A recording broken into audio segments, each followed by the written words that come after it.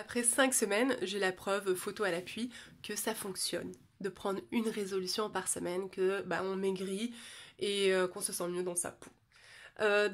Comme on m'a posé pas mal de questions par rapport à ça, je me suis dit que j'allais faire une vidéo qui expliquait un tout petit peu d'où venait en fait le programme et le mécanisme qui se passe derrière en fait. Comme ça, tu peux prendre ton propre choix de résolution et faire ton propre programme et puis on peut continuer à suivre pour se motiver, etc. Donc voilà, tout d'abord, comment est venue l'idée de ce programme?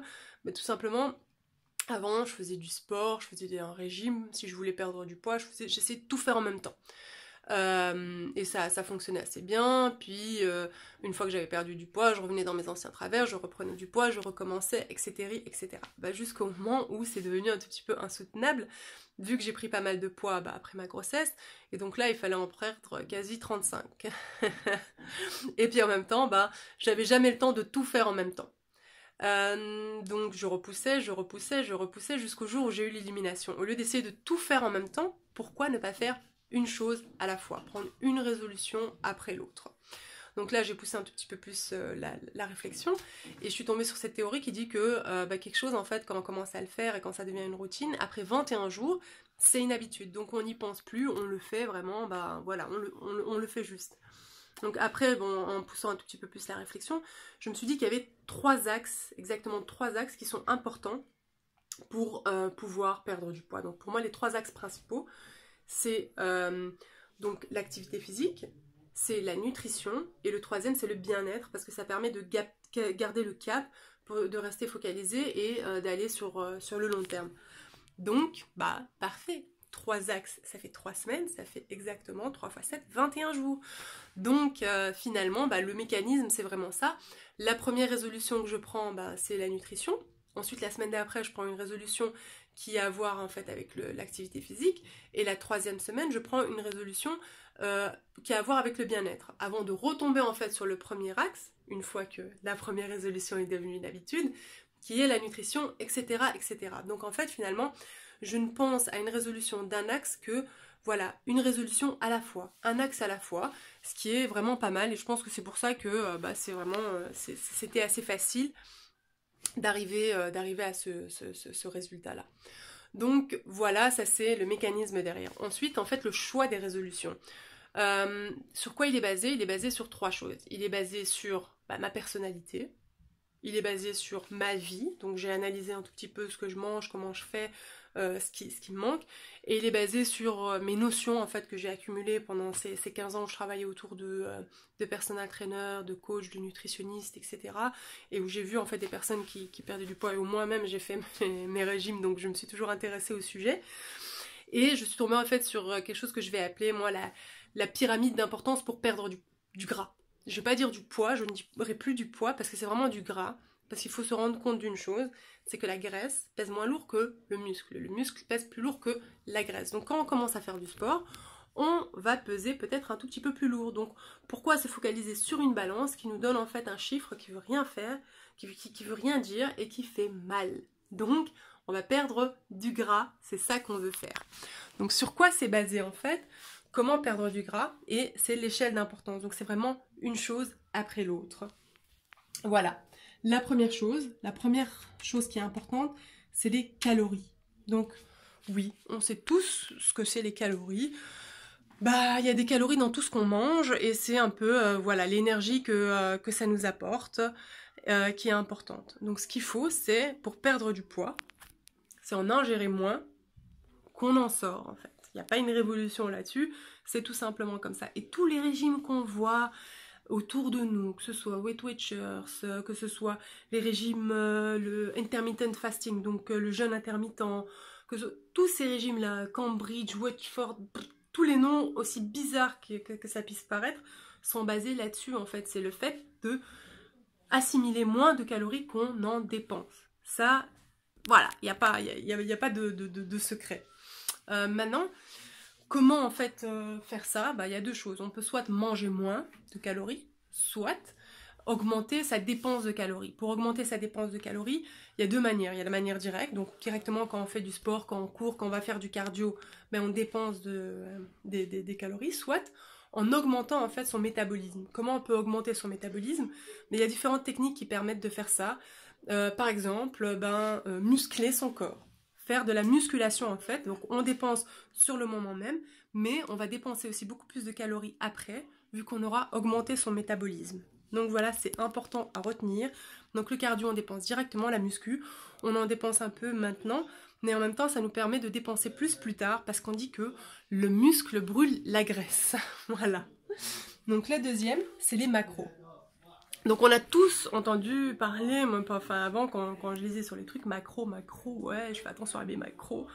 Je me dis mais qu'est-ce que c'est que ces trucs, les macros? Donc en fait les macros, en gros, donc mes petites notions, c'est ça, c'est la répartition de l'énergie qu'on mange. Donc il y a 3 gros points. Donc il y a les glucides, il faut en manger 55% en moyenne, hein. Ça je parle en moyenne. Donc les glucides, c'est tout ce qui est sucre lent et rapide. Donc il y a des glucides dans les bananes par exemple, il y a des glucides dans le sucre, il y a des glucides qui sont des glucides rapides, il y a des glucides dans les pâtes, dans les pommes de terre, donc toutes ces choses-là, il y a des glucides dedans. Ensuite, les protides, les protéines. Donc il y en a dans la viande, dans le soja, dans les lentilles. Donc en fait, un aliment peut être conçu de différents macros aussi, et conçu en fait en général de différents macros. Et il y a les lipides. Les lipides, c'est les graisses. Donc on va pas se compliquer la vie. Voilà, normalement c'est 55% de glucides, 15% de lipides, et les protides, 35%. Ok. Bon, en gros, ce qu'il faut que tu retiennes, c'est ça. C'est l'assiette idéale. L'assiette idéale, pense à ça. Si tu veux penser à tes macros, c'est que il faut que la moitié de ton assiette, ce soit des légumes. Ensuite, un quart, c'est des viandes blanches, rouges, comme tu veux. Et ensuite, l'autre quart, c'est les pâtes, donc les pâtes, le pain, etc. Donc ça, c'est pour les macros. C'est ça qu'il faut retenir.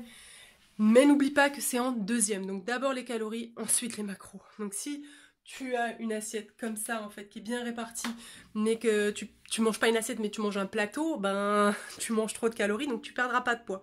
Donc d'abord diminuer ce que tu manges, ensuite équilibrer ce que tu manges, et ensuite les micros. Donc les micros, c'est les nutriments qu'il y a dans les aliments que tu manges. Donc ça joue aussi un rôle dans la perte de poids qui est moins importante que les calories et les macros, mais qui est aussi en fait importante. Donc déjà c'est important pour te donner de l'énergie, d'avoir les bonnes vitamines, etc. Donc les micros, c'est les vitamines, les oligo-éléments. Et la quatrième, c'est le moment. Donc le moment où tu manges quelque chose, moi personnellement, franchement, je me pose pas encore la question de ça parce que je suis pas encore là. Mais on dit par exemple que bon, disons avant de faire du sport, tu peux manger, c'est le meilleur moment pour manger tes glucides, donc tout ce qui est sucre lent, etc. Parce que tu vas les consommer pendant que tu fais du sport, etc., etc. Ouais, moi franchement, je commence d'abord par régler ces trois-là. Le moment, c'est pas encore le moment pour moi. Et il y en a pas mal qui disent aussi que le cinquième, c'est les suppléments. Ouais, moi je le calcule même pas parce que franchement, voilà, il y a d'abord les calories, les macros, les micros. Parce que je veux bien, mais si tu me dis ouais, je prends des suppléments en protéines, machin, pour maigrir et je mets ça. Mais si tu bouffes comme un malade, ça va rien changer. Donc 1 calorie, 2 macros, donc la répartition de ton assiette, comme ça, et 3 micros, bien choisir les aliments. Bio, des vitamines, etc. Donc tout ça, c'est en fait dans cet ordre d'importance. Donc maintenant, le choix des résolutions que j'ai fait jusqu'à présent, expliqué dans la pyramide d'importance pour perdre du gras. Donc le pain. Donc la première, c'était diminuer le pain et tout ce qui est éléments en fait féculents raffinés. Donc voilà. Qu'est-ce que ça m'a permis de faire, le fait de diminuer le pain? Comme j'en mangeais vraiment beaucoup, quelque part, indirectement, ça a diminué les calories en premier lieu. J'ai pas tout remplacé. Et le pain, ensuite les féculents que j'ai mangés, donc j'en mangeais moins, et les féculents que j'ai mangés étaient des féculents qui n'étaient pas raffinés. Donc j'ai diminué aussi en macro parce qu'avant en fait mon assiette, on va dire que la moitié c'était pas des légumes, la moitié c'était plutôt en fait les féculents. Ensuite, donc voilà, j'ai rééquilibré cette assiette en diminuant ma portion, qu'elle fasse plus qu'un quart de mon assiette. C'est ce que j'ai fait avec le pain. Et puis j'ai augmenté aussi les vitamines, parce que dans les pains complets, les pâtes complètes, etc., bah, y a plus d'oligo-éléments, il y a plus... donc voilà. Même chose, la deuxième résolution, c'était augmenter l'activité physique. Bah, j'ai augmenté ma dépense de calories. Donc c'est vraiment ça. C'est cette réflexion-là qui a derrière mon choix de résolution. Et aussi super important, voilà, ça c'est l'assiette idéale. Mais disons, enfin, si tu veux, c'est sur toute ta journée en fait. Pense ça sur toute ta journée. Si tu veux manger une grande assiette de légumes le soir par exemple, et puis à midi, tu te fais une petite assiette avec de la viande et des féculents, bah voilà, tu peux. Donc c'est en gros, sur ta journée, il faut que tu aies cet équilibre-là, qu'on dit c'est l'équilibre parfait. Si tu peux pas le faire à chaque repas, il faut que sur la journée ce soit équilibré. Voilà. Maintenant, tu as toutes les cartes en main, tu as les petites notions de base pour pouvoir commencer à perdre du gras. Donc, analyse un tout petit peu tes habitudes, ta manière de manger, ta manière de bouger, pose-toi un tout petit peu la question sur ta personnalité, ce que tu aimes bien, ce que tu aimes pas, et commence à prendre tes résolutions en fonction de ça, la pyramide d'importance pour perdre du gras, donc n'oublie pas l'ordre d'importance, et équilibrer en fait ton assiette. Donc j'espère que ça t'a aidé et bon courage, bonne chance. Si t'as quoi que ce soit comme question, bah n'hésite surtout pas, je suis là pour ça. Et puis si c'est pas déjà fait, abonne-toi à la chaîne et laisse-moi en commentaire les résolutions que tu vas prendre. Franchement ça m'intéresse, j'aimerais bien savoir. J'espère que ça t'a aidé et à tout bientôt.